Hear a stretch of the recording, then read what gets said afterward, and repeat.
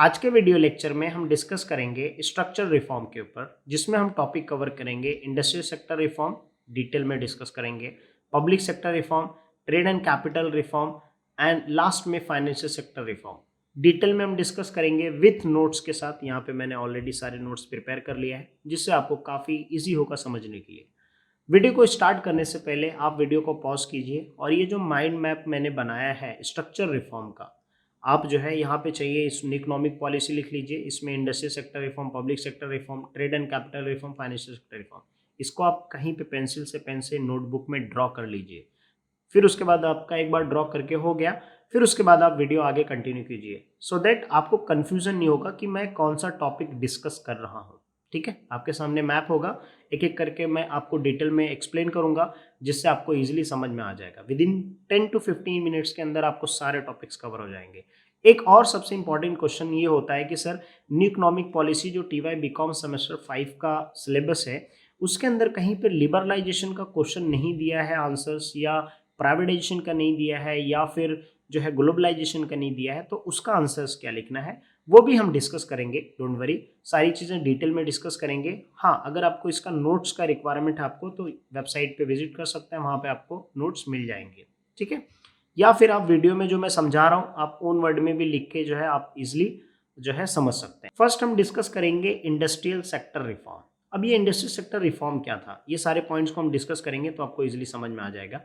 Industry setup करने के लिए बेसिकली अगर हम लोग देखेंगे तो इंडस्ट्री सेटअप करने के लिए जो लाइसेंस के रिक्वायर्ड होते थे वो जो है ख़त्म कर दिए गए और एक सिंपल प्रोसेस बना दिया गया, जिससे इंडस्ट्री को सेटअप करना बहुत ही ईजी हो गया। और इंडस्ट्री का सेटअप होना दैट मीन्स प्रोडक्शन आउटपुट बढ़ेगा। जब नंबर ऑफ बिजनेस सेटअप हो, इंडस्ट्री सेटअप होंगे, तो हमारे देश में प्रोडक्शन जो आउटपुट होगा वो बढ़ेगा, और उससे जो इकोनॉमी की प्रॉब्लम है वो भी क्या हो जाएगी, बहुत हद तक सॉल्व हो जाएगी। जिससे आउटपुट बढ़ेगा तो एम्प्लॉयमेंट मिल जाएगा, जब एम्प्लॉयमेंट मिल जाएगा लोगों का इनकम होगा, तो उससे स्टैंडर्ड ऑफ लिविंग भी इंप्रूव होगी, राइट। और इंडस्ट्री जब सेटअप होना तो उसमें टेक्नोलॉजी का भी अपग्रेडेशन होगा, राइट। तो ऐसे बहुत सारे चेंजेस लाए गए थे इंडस्ट्रियल रिफॉर्म में। रिफॉर्म दैट मीन्स क्या क्या चेंजेस हुए थे। सो पहला जो पॉइंट है दैट इज अबॉलिशंस और रिमूवल ऑफ लाइसेंसिंग पॉलिसीज। अब लाइसेंसिंग पॉलिसीज जो रिक्वायर्ड होते थे बिजनेस सेटअप करने के लिए, वो लाइसेंसिंग पॉलिसी खत्म कर दिया गया। लेकिन 5 ऐसे इंडस्ट्रीज हैं जिसका लाइसेंस कंपलसरी है, इसमें यहाँ पे लिखा है। ठीक है, तो ये सारे फैक्टर्स अगर आप इससे रिलेटेड इंडस्ट्री सेटअप करना चाहते हैं तो उस केस में आपको लाइसेंस की रिक्वायर होगी। उसके अलावा अगर आप कोई दूसरा बिजनेस सेटअप करना चाहते हैं तो आप इजिली क्या कर सकते हैं, सेटअप कर सकते हैं। तो ये पहला रिफॉर्म था इंडस्ट्री सेक्टर में, कि इंडस्ट्री सेक्टर में कि लाइसेंसिंग पॉलिसीज पूरी तरीके से खत्म करके एक सिंप्लीफिकेशन प्रोसेस कर दिया। ठीक है, कुछ जो टाइप के बिजनेस थे इंडस्ट्रीज, उस पर रिस्ट्रिक्शन, उस पर लाइसेंस का रिक्वायर्ड रहेगा, बाकी सारे उस पर रिक्वायर्ड नहीं रहेगा। ठीक है, समझ में आ गया। अब permitted foreign investment and foreign technology. अब इससे क्या हुआ कि हमारे देश में FDI बढ़ गया, फॉरेन डायरेक्ट इन्वेस्टमेंट। अब ये क्या होता है सर, देखिए जब कोई फॉरेन कंपनी क्या करती है, इंडिया में बिजनेस सेटअप करती है, ठीक है, तो उस केस में जो है वहाँ से इन्वेस्टमेंट होता है, उसको हम लोग फॉरेन डायरेक्ट इन्वेस्टमेंट बोल सकते हैं। कि बहुत सारी फॉरेन कंपनीज जो है इंडिया में रन करती है, ठीक है, चाहे वो आउटसोर्स करती है या फिर अपने KPO सुना रहेगा, ठीक है, नॉलेज प्रोसेस आउटसोर्सिंग, जिसमें MNCs कंपनी का आपने नाम सुना रहेगा। तो वो सारे FDIs होते हैं जिसमें बाहर के कंपनीज जो है अपने बिजनेस सेटअप करते हैं, जिससे जो है कंपटीशन बढ़ता है, लेवल ऑफ जो प्रोडक्शन आउटपुट है वो बढ़ता है, प्लस इसके अंदर टेक्नोलॉजी जो होती है वो भी एक्सचेंज की जाती है, एम्प्लॉयमेंट लोगों को मिलता है, क्योंकि बाहर की कंपनी जब इंडिया में सेटअप करेगी तो जो एम्प्लॉयमेंट मिलेगा वो इंडियन लोगों को मिलेगा, राइट। तो उससे अनएम्प्लॉयमेंट की प्रॉब्लम खत्म हो जाएगी, राइट। जो हमारे पास टेक्नोलॉजी नहीं है वो भी हमारे पास टेक्नोलॉजी आ जाएगी, तो उससे क्या होगा कि ओवरऑल इकोनॉमी का बेनिफिट होगा, राइट। सो इससे क्या हुआ कि जब इंडस्ट्रियल रिफॉर्म हुआ तो इसमें जो हमारी इकोनॉमी थी वो क्लोज्ड इकोनॉमी थी। तो क्लोज्ड इकोनॉमी से क्या हो गया, ये ओपन इकोनॉमी हो गया, जिससे इजी हो गया बिजनेस एक्सपोर्ट इंपोर्ट करना, टेक्नोलॉजी का जो है अपग्रेडेशन करना, बिजनेस सेटअप करना, ठीक है, फॉरेन मार्केट में कंपटीशन जाके करना, फॉरेन मार्केट हमारे मार्केट, मतलब एक ग्लोबल एक मार्केट हो गया, जिससे इजिली क्या हो गया कि इट बिकम वेरी इजी, ठीक है, जिससे गवर्नमेंट को ढेर सारे रेवेन्यू मिलने लग गए, राइट। यहाँ पे लिखा है, देख सकते हैं कि FDI was allowed up to 51%, reduce the role of public sector. इसका मतलब ये हुआ कि इंडस्ट्रियल सेक्टर रिफॉर्म में पहले के टाइम पे 1991 के पहले गवर्नमेंट बहुत सारी कंपनी ओन करती थी, उसको मैनेज कंट्रोल करना वो अंडर गवर्नमेंट के अंदर होता था, पब्लिक सेक्टर जिसको हम लोग बोलते हैं। तो उस टाइम पे क्या हुआ, जब न्यू इकोनॉमिक पॉलिसी आया 1991 का, तो गवर्नमेंट ने क्या किया, कुछ ऐसे सेक्टर्स, कुछ ऐसी कंपनीज थी जिसको प्राइवेट सेक्टर्स को सेल कर दिया। कुछ परसेंटेज 49%, 48%, 30%, 20% गवर्नमेंट ने क्या किया, बहुत सारी कंपनीज को जो है प्राइवेट सेक्टर्स को दे दिया चलाने के लिए, कुछ सेक्टर्स यूनिट कर दिया। जिससे फायदा क्या हुआ कि गवर्नमेंट को फंड मिल गए, दूसरा कंपटीशन क्रिएट हो गया, जिससे ढेर सारे लोगों को एम्प्लॉयमेंट मिलना चालू हो गया।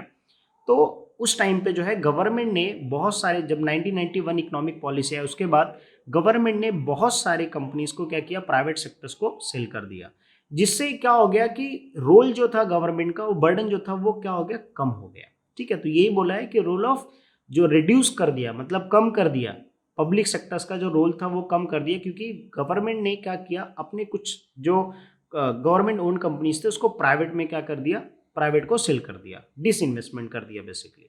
लेकिन अभी भी एट प्रेजेंट गवर्नमेंट अगर हम लोग देखें तो एटॉमिक एनर्जी, फिर उसके बाद substance notified department atomic energy, railway transportation, ऐसी कंपनीज जो रिलेटेड है अभी भी गवर्नमेंट ही ओन करता है।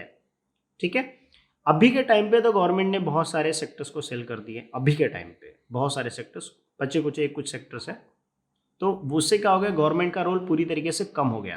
प्राइवेटाइजेशन का क्या होगा, पूरा कंट्रोल हो जाएगा। इसके लिए गवर्नमेंट ट्राई करता है कि जो मेन सेक्टर्स हैं, ठीक है, जो इंपॉर्टेंट है, जिससे बहुत सारा इम्पैक्टफुल हो सकता है कंट्री इकोनॉमीज को, तो उस टाइम पे जो है गवर्नमेंट अपने अंडर में कंट्रोल करके रखता है। ठीक है, इसके अलावा यहाँ पे आप देख सकते हैं 10 core industries like iron, steel, electricity, air, transportation, ऐसे बहुत सारी इंडस्ट्री जो गवर्नमेंट अभी भी जो है, स्टील बनाने का मैंने आपको सेल बताया, इंफ्रास्ट्रक्चर्स का आई गेस एनसीसी या एनबीसीसी करके है, और भी 2-3 कंपनीज है।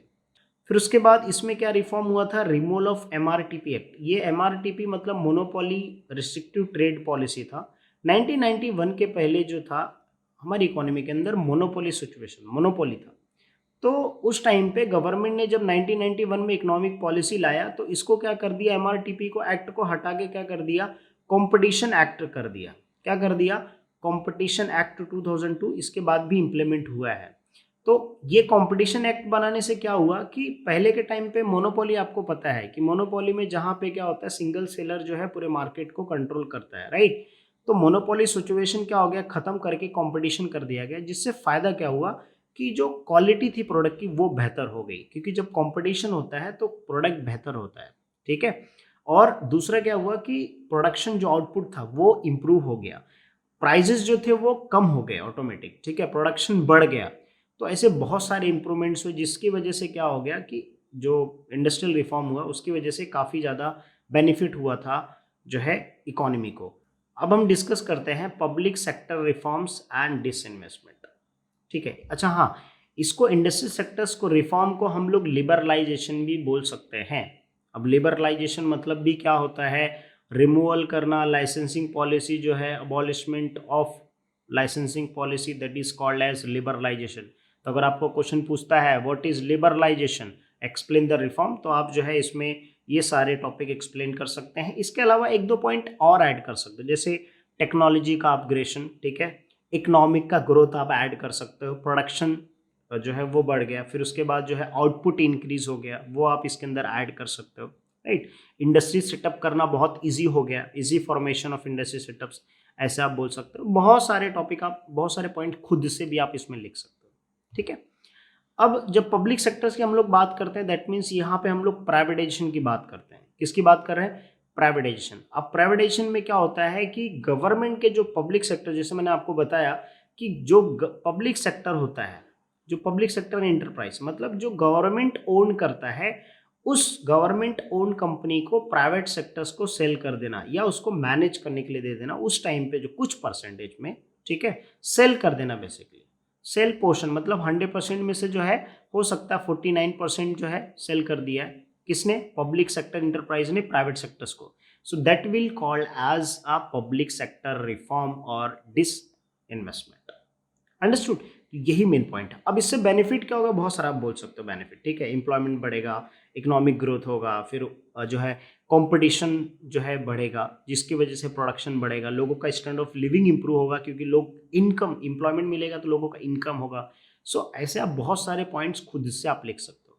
मीनिंग आपको समझा, what is public sector reform, that means selling of govern public sector unit to the private sectors unit, that will become public sector reform. तो ये गवर्नमेंट जो बहुत सारी कंपनी ओन करती थी, मैनेज करती थी, कंट्रोल करती थी, गवर्नमेंट ने क्या किया, अपना बर्डन कम करने के लिए और फंड्स जो है ढेर सारा जो है चलाने के लिए फंड्स की जो रिक्वायरमेंट थी वो क्या कर दिया, प्राइवेट को कर दिया, जिससे दोनों फायदा हो गया, इकोनॉमी को भी फायदा हुआ, प्लस गवर्नमेंट को जो बजटिंग पॉलिसी था, फिर जो फिस्कल करेक्शन था, वो भी क्या हो गया, काफी हद तक बेहतर हो गया, right.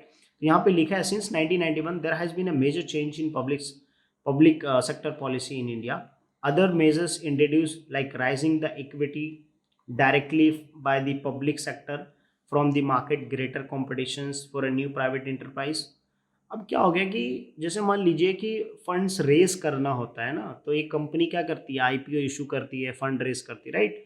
So rising equity direct by the public sectors from the market, greater competition, तो काफ़ी इजी हो गया, ठीक है, giving the greater financial and option opportunity, ठीक है, जिससे पब्लिक सेक्टर्स क्या हो गया, इट बिकम वेरी इजी। और पब्लिक सेक्टर्स की बहुत सारी कंपनी ऑलरेडी लिस्टेड है, जिससे जो है ढेर सारा कंपनी फंड रेस किया है गवर्नमेंट ने, ठीक है, पास्ट में, और अभी भी रेस करता है अलग अलग सोर्सेज से। सो आई होप आपको समझ में आ गया होगा। So trade and capital reform क्या होता है, देखिए जो ट्रेड रिलेटेड रिफॉर्म हुए, जैसे हम लोग एक्सपोर्ट करते हैं, इंपोर्ट करते हैं, बेसिकली एक बिजनेस जो होता है, एक्सचेंज जब होता है, वो विद इन कंट्री में हो या आउटसाइड हो, ग्लोबल मार्केट होता है ना, जहाँ पे अलग अलग कंट्रीज आके क्या करती है, अपने प्रोडक्ट सेल करती है। सो उस टाइम पे जो है बहुत सारे पैसे जो है हमारे इकोनॉमी के अंदर आते हैं, बहुत सारे इकोनॉमी में हमारे पैसे जाते भी हैं जब हम कोई कंट्री से खरीदते हैं, इंपोर्ट और एक्सपोर्ट बेसिकली करते हैं। तो एक्सपोर्ट हमारा बेनिफिट होता है, अगर आपने फर्स्ट वीडियो देखा रहेगा तो वहाँ पे मैंने बताया था बैलेंस ऑफ पेमेंट के अंदर, राइट, डीवैल्यूएशन का टॉपिक। तो एक्सपोर्ट करते हैं, फिर हम लोग इंपोर्ट करेंगे तो हमारा पैसा क्या होगा, आउटफ्लो होगा, और जब हम एक्सपोर्ट करेंगे तो बाहर से हम करेंसी जो हमारे इकोनॉमी के अंदर आएगी, राइट, तो उससे हमारा बेनिफिट होता है। तो ट्रेड एंड कैपिटल रिफॉर्म उससे ही रिलेटेड है, ट्रेड या बिजनेस से क्या क्या उस टाइम पे क्या क्या चेंजेस हुए थे वो हम डिस्कस कर लेते हैं एक एक पॉइंट डिटेल में। लिबरलाइजेशन ऑफ इंपोर्ट्स, अब लिबरलाइजेशन ऑफ इंपोर्ट्स क्या होता है, लिबरलाइज करना, दैट मीन्स बेसिकली रिमूव करना, एक तरीके का फ्रीडम होता है, हम लोग बोल सकते हैं, ठीक है। तो इंपोर्ट्स करना क्या कर दिया गया, लिबरलाइज कर दिया गया, मतलब इंपोर्ट करना जो है थोड़ा इजी हो गया, ठीक है। अगर हमारे पास कोई टेक्नोलॉजी नहीं है, लेट्स एग्जांपल हमारे एग्रीकल्चर सेक्टर्स में टेक्नोलॉजी नहीं है और वो बाहर कंट्री में बहुत डेवलप्ड टेक्नोलॉजी है, तो वो टेक्नोलॉजी को हम क्या कर सकते हैं, इंपोर्ट कर सकते हैं, right. So that become very easy, but still liberalise हुआ था, लेकिन कुछ रूल्स भी थे, अगर आपको इंपोर्ट करना है तो उसके कुछ क्राइटेरिया, रूल्स, रेगुलेशंस होते हैं जो फॉलो करने पड़ते हैं, राइट। बट पहले के मुकाबले में बहुत ही इजी हो गया, जिससे ये हुआ कि ट्रेड करना बहुत आसान हो गया। Reduction in tariff structure, what is tariff, tariff basically means taxes. जब कोई एक कंट्री क्या करता है, एक्सपोर्ट करता है या इंपोर्ट करता है, तो उसके ऊपर कुछ ना कुछ टैक्सेस चार्ज करता है, वो हो जाता है टैरिफ बैरियर। तो टैरिफ बैरियर मतलब रिस्ट्रिक्शन होता है। तो अब जो टैक्स का जो रिस्ट्रिक्शन होता है वो क्या कर दिया गया, गवर्नमेंट ने कम कर दिया। जब न्यू इकोनॉमिक पॉलिसी आया 1991 में, तो गवर्नमेंट ने क्या किया, जो टैरिफ जो पॉलिसीज था वो उसको क्या कर दिया, रिड्यूस कर दिया, जिससे क्या हो गया कि टैक्स बहुत कम हो गया। सो उसकी वजह से जो ट्रेड थे वो क्या हो गए, बढ़ गए, एक्सपोर्ट इंपोर्ट क्या हो गया, इंक्रीज हो गया, जिससे इकोनॉमी के अंदर बहुत सारा मनी का जो है इनफ्लो और आउटफ्लो, मतलब आउटफ्लो थोड़ा कम हुआ, इनफ्लो क्या हो गया, ज़्यादा होने लगा, प्रोडक्शन बढ़ गए बहुत सारे टेक्नोलॉजी का अपग्रेडेशन की वजह से, राइट। टेक्नोलॉजी का बहुत ज़्यादा अपग्रेडेशन हुआ जब 1991 इकोनॉमिक पॉलिसी आया। फिर promotion of export, promotion export करना मतलब गवर्नमेंट की तरफ से बहुत सारे सब्सिडीज, छूट दिए जाते हैं ना, कि टैक्स कम कर दिया जाता है, फाइनेंशियल असिस्टेंस प्रोवाइड कर दिया जाता है, लोन का अगर रिक्वायरमेंट जैसे होता है उस टाइम पे हेल्प करना, ठीक है, कुछ अगर गाइडेंस या डॉक्यूमेंट्स कुछ रिक्वायर्ड है तो उस केस में क्या करता है, गवर्नमेंट हेल्प करता है, ठीक है। तो वो क्या हो जाता है, प्रमोशन ऑफ एक्सपोर्ट। अब मैं एक एक्सपोर्टर हूँ, मैं कोई गुड्स एक्सपोर्ट करता हूँ दूसरी कंट्री में और गवर्नमेंट अगर मुझे टैक्स आधा माफ कर दे, ठीक है, माफ करना दैट मीन्स गवर्नमेंट क्या करता है, टैक्स हमसे चार्ज करता है लेकिन फिर वो वापस से रिफंड कर देता है। सब्सिडीज देना मतलब बहुत सारी चीजों में छूट देना, ठीक है। फाइनेंशियल असिस्टेंस अगर मुझे फाइनेंस के रिक्वायर्ड है तो वो भी क्या करना, प्रोवाइड करना। तो ये मेरे लिए क्या है, एक तरीके का इंकरेजमेंट है ना। तो इससे क्या होता है कि बहुत ज़्यादा एक्सपोर्ट बढ़ता है, और जब एक्सपोर्ट बढ़ेगा तो बाहर की करेंसी जो है हमारी इकोनॉमी में इनफ्लो होगी, जिससे हमारे कंट्री का जो रिजर्व है, फॉरेन रिजर्व, वो क्या होगा, बढ़ेगा। Understood. Change in exchange rate policy. अब ये एक्सचेंज रेट क्या होता है, जब हम Indian as a like Indian exporter हूँ मैं, और जब मैं कोई कंट्री में माल बेच रहा हूँ या कोई दूसरी कंट्री से माल खरीद रहा हूँ, ठीक है, तो इसमें क्या हो रही है, मल्टीपल करेंसी आ रही है ना।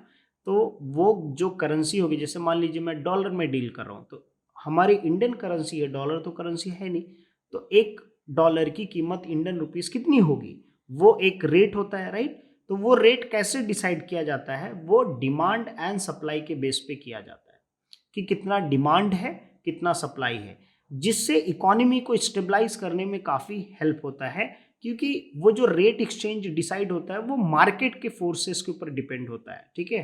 तो मार्केट के अंदर जितना डिमांड एंड सप्लाई रहेगा उसके हिसाब से एक्सचेंज रेट जो है वो डिफाइन किया जाएगा, राइट।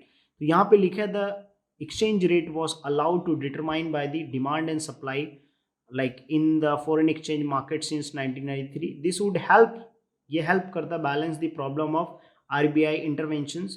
अब आरबीआई का बहुत सारा इंटरवेंशन भी होता है in foreign exchange market, reduce the excess volatility. अब मार्केट में बहुत ज़्यादा फ्लैक्चुएशन होता है ना, तो उस चीज़ को बैलेंस करने के लिए जो है, स्टेबलाइज करने के लिए काफ़ी ज़्यादा हेल्प करता है, ठीक है, एक्सचेंज रेट। अब एक्सचेंज रेट बहुत ज़्यादा बढ़ जाएगा, घट जाएगा, तो ये घटेगा बढ़ेगा किसके वजह से, डिमांड एंड सप्लाई के बेस पे। तो उससे क्या होता है कि इकोनॉमी के अंदर एक एक्सचेंज रेट स्टेबलाइज करना काफ़ी ज़्यादा जो है हेल्प करता है। 1991 के बाद जो है ये काफ़ी हेल्प हुआ था, लिबरलाइज कर दिया गया था, जिससे काफ़ी हेल्प मिला था जब हम लोग एक कंट्री से दूसरी कंट्री से एक्सचेंज करेंगे, कोई भी एक्सपोर्ट इंपोर्ट करेंगे goods and services. Introduce of current account convertibility. अब ये क्या है, कन्वर्टिबिलिटी क्या है, करंट अकाउंट क्या है, कि जब ट्रेड एंड कैपिटल रिफॉर्म आया तो हमारा जो इंडियन रुपीस है, उस इंडियन रुपीस को हम क्या कर सकते हैं, किसी दूसरे करेंसी में कन्वर्ट कर सकते हैं, बेसिकली फ्रीडम दे दिया गया। अब इससे ये हुआ, जैसे मान लीजिए कि अगर मुझे ट्रैवल करना है या मेडिकल एक्सपेंस है या फिर स्टडी पर्पस है या मैं एक्सपोर्ट कर रहा हूँ या इंपोर्ट कर रहा हूँ, तो मैं करेंसीज को जो है इजीली कन्वर्ट कर सकता हूँ।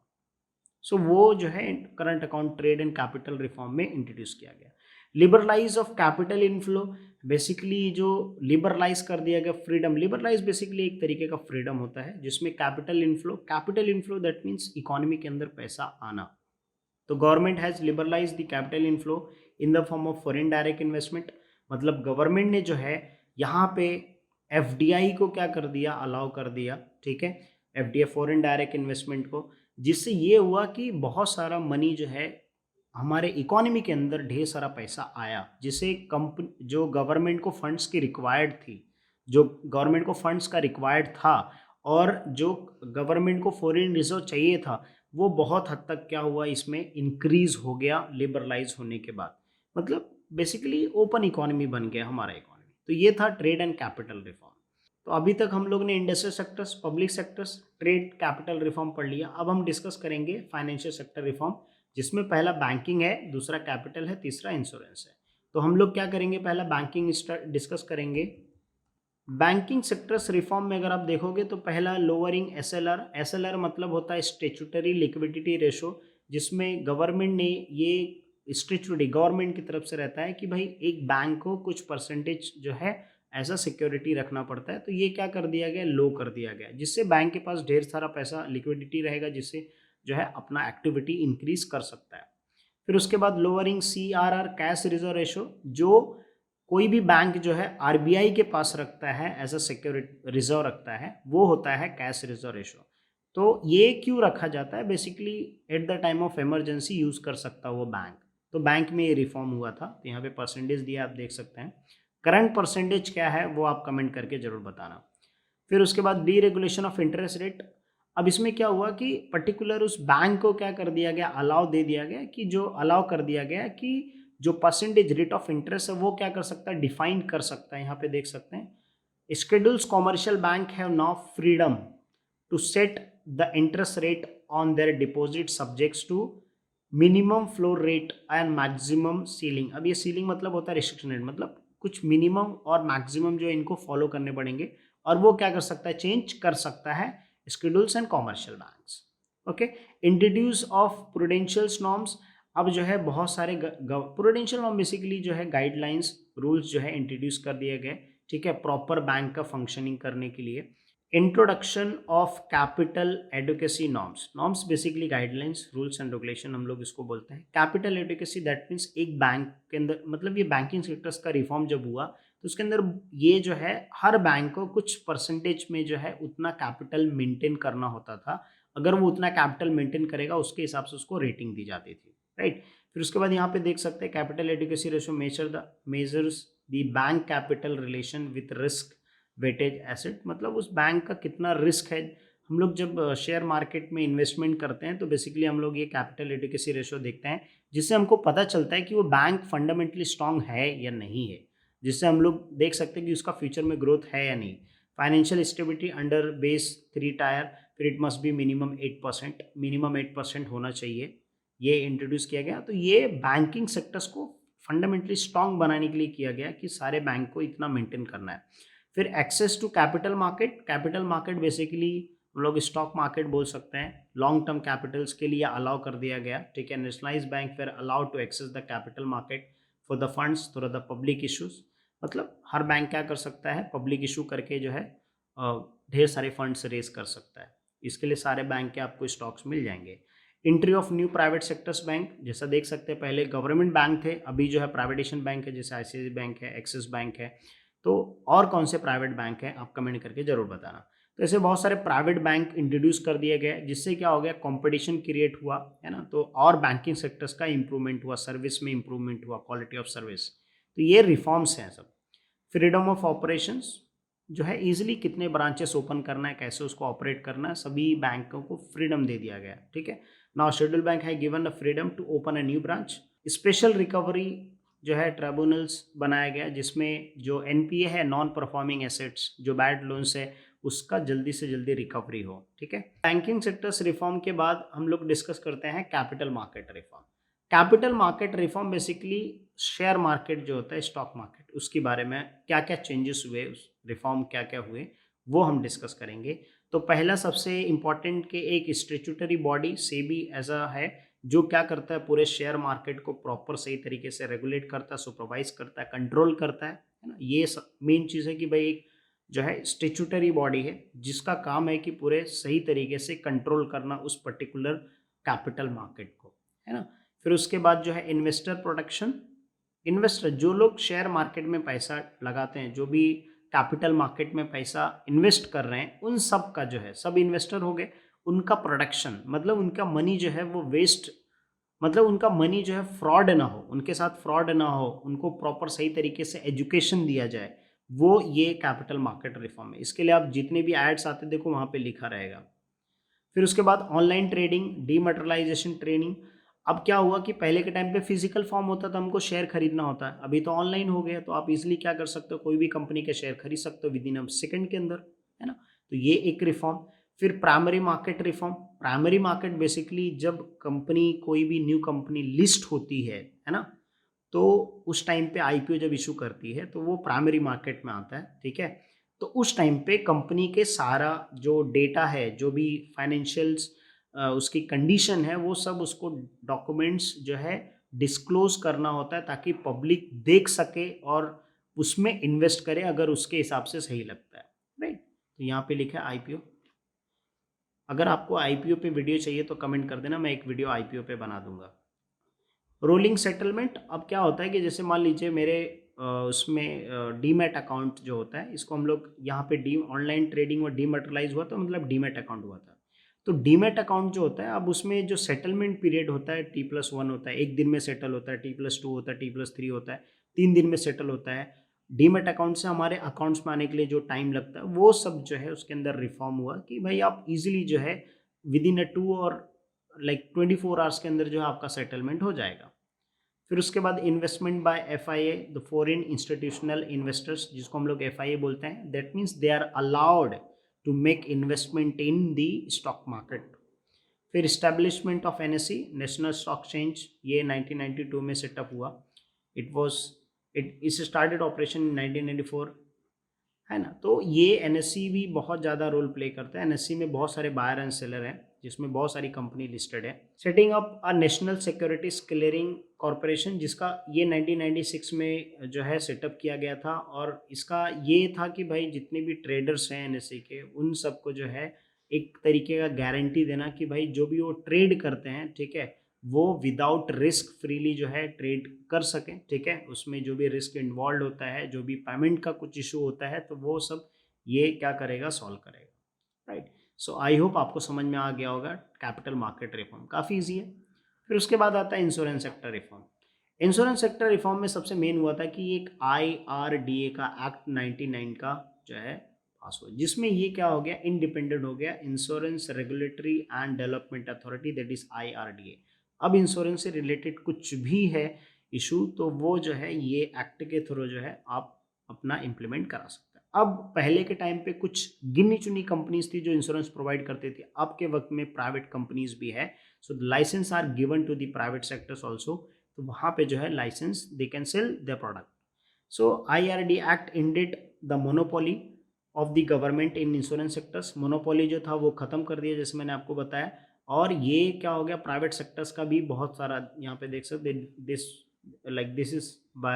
This is done by the encouraging private investment in the insurance sectors. आज के वक्त में बहुत सारी कंपनीज इंश्योरेंस प्रोडक्ट सेल करती है। So IRDA give the licence to the private sectors to do the business, right. तो ये एक बहुत बड़ा रिफॉर्म था इंश्योरेंस सेक्टर्स में, इसलिए अभी के वक्त में आपको बहुत सारी कंपनीज मिलेगी इंश्योरेंस प्रोवाइड करने के लिए। जैसे मैं ट्रैवल करता हूँ तो उसके लिए इंश्योरेंस लेना, है ना, फिर लाइफ इंश्योरेंस लेना, फायर इंश्योरेंस, बिजनेस करता हूँ तो उसके लिए इंश्योरेंस, बहुत सारे अलग अलग टाइप के इंश्योरेंस होते हैं। सो आई होप आपको समझ में आ गया होगा what is industrial, what is privatisation, what is public sector reform, what is trade and capital reform, what is financial sector reform. अब अगर आपको क्वेश्चन पूछता है कि लिबरलाइजेशन के ऊपर रिफॉर्म लिखिए, तो आप सारा टॉपिक पढ़ लिया, आप जनरल में लिख सकते हैं, ठीक है, इसमें ये सारे टॉपिक्स इंक्लूड हो जाएंगे। अगर आप जो है प्राइवेटाइजेशन का पूछता है तो आप पब्लिक सेक्टर रिफॉर्म का लिख सकते हैं। अगर ग्लोबलाइजेशन का पूछता है तो फिर आप तीनों का मिक्स लिख सकते हैं, कोई प्रॉब्लम नहीं, ठीक है। सिर्फ आप समझ के रखिए कि ग्लोबलाइजेशन क्या होता है, वो मैंने फर्स्ट लेक्चर में समझाया कि ग्लोबलाइजेशन क्या होता है, प्राइवेटाइजेशन क्या होता है, लिबरलाइजेशन क्या होता है। आप उसका मीनिंग याद रखिए, बाकी उसका लिबरलाइजेशन में आप खुद से ओन पॉइंट क्या कर सकते हो, ऐड कर सकते हो, ठीक है। और अगर आपको उसका 11th का वो लिबरलाइजेशन प्राइवेटाइजेशन का नोट चाहिए, तो 11th कॉमर्स का जो इकोनॉमिक्स का बुक है, उसके अंदर जो है आपको उसका एक डिटेल एकदम सिंपल नोट्स मिल जाएगा, ठीक है। चलो मिलते हैं नेक्स्ट वीडियो में नेक्स्ट टॉपिक के साथ।